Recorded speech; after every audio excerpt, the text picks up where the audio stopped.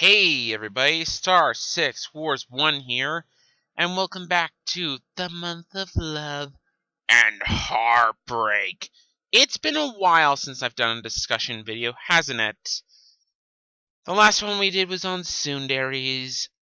Let's take a look at their much less but older known cousin, Yanderes. Oh god, Yanderes. And why are they dangerous? First up, what is a Yandere? Very much like how a tsundere is unapproachable on the outside, but sweet on the inside, this one may seem sweet on the outside, but is psychotic, controlling, and obsessive on the inside. These are love interests that usually, and love interest is loosely put sometimes, they can be just great friends or something. These people are these type of characters are the most dangerous, I find, because of their unpredictability. Now, there are many examples of yanderes, which I'll go into in a minute, but something else I want to put into perspective. In my opinion, there are two types of yanderes. Type 1. These people will kill for you. They usually will try and eliminate the competition or anyone they see as a threat. They could not be a threat, or they could be. Really depends on the scenario and the show itself. These ones are the most common. Note Yuno Gasai and Kotonaha as two examples of this kind. Then we get into type 2, the ones who will kill you, or they are best described by this phrase: if I can't have you, then no one will. These are ones you have to watch out for because they're nuts, and we're probably nuts to begin with.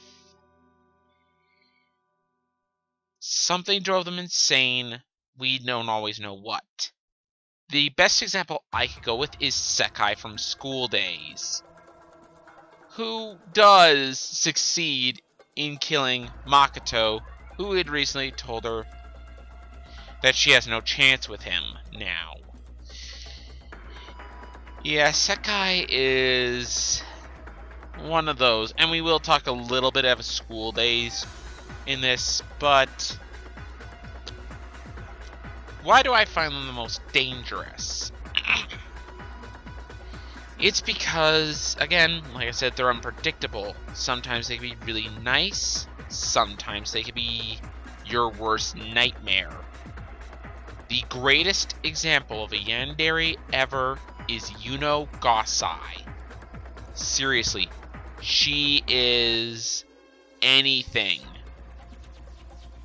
She's killed friends of Yuki. She has drugged Yuki to keep him from going anywhere at one point. She's done a shit ton of things that a yandere does. She is both type 1 and type 2. However, she's for the most part type 1. The I'll kill for you.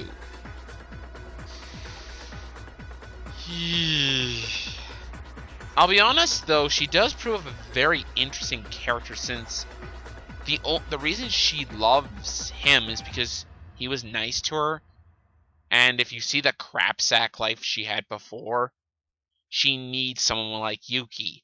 Unfortunately, she proves very, very poisonous to Yuki, as she is psychotic as all hell. She may appear cute on the inside, but on the outside, but her inside is crazy nuts. There's There are many other examples of yanderis for anime, but I don't completely know them all, and Yuno's really the one big one you really want to know about. There are some in video games too.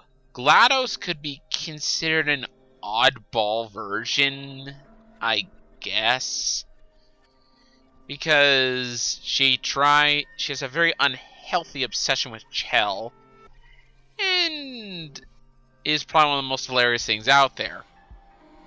I actually really like GLaDOS, a very interesting villain. Another one that I personally have seen, but I'm doubting a lot of you guys have seen, in a game called Fire Emblem Awakening, you meet one character called Tharja. She is one of the other quintessential yanderis. She's nuts for you.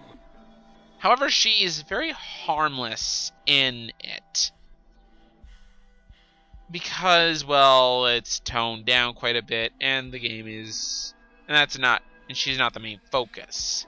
She's just there for being a potential love interest for the main character. Yeah, long story. Fire Emblem Awakening. I'd recommend playing the game to see for yourself.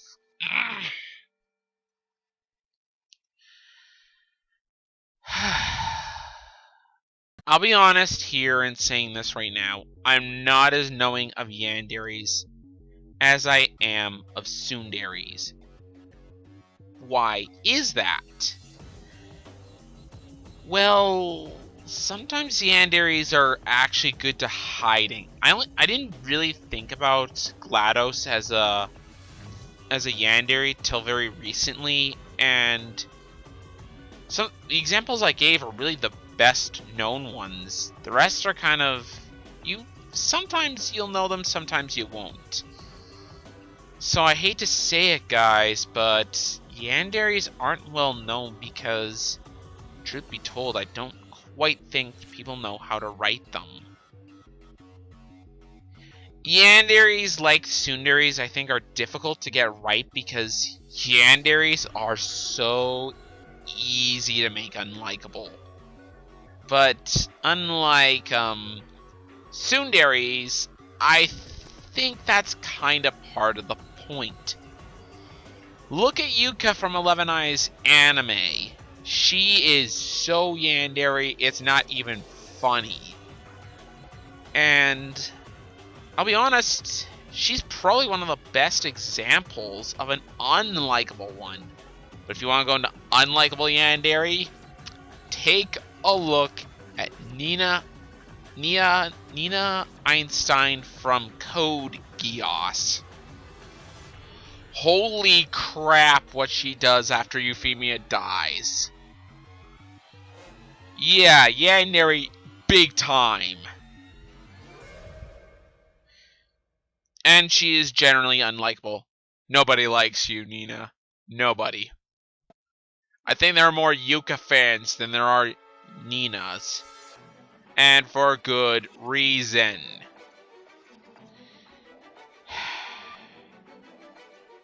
Ultimately, are yanderis a good character? I think so, but it also depends on who's writing them. I'm gonna go into one more example of a yandere I've heard about, but I can't confirm if this is true or not because I'm not seeing the show. But apparently in Carnival Phantasm, they play Sakura, who is in the Fate Stay Night universe, as a yandere. I don't like this because apparently it's played for comedy, and if you've seen Fate Zero, it's not funny. Not in the slightest. And if you've seen Heaven's Feel even a little bit, it's even worse. I do not like what they did with Sakura here personally, if that is what they did. Again, I am talking about unconfirmed sources, and I don't actually know myself.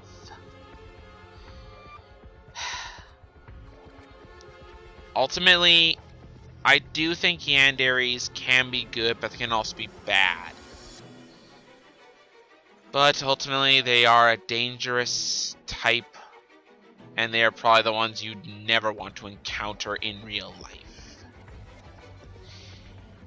Anyways, that's all for me. This has been Star 6 Wars 1, and next time, we will be looking at the very mysterious and even less known than the other two, Kundaries and Dandaries. See you guys then.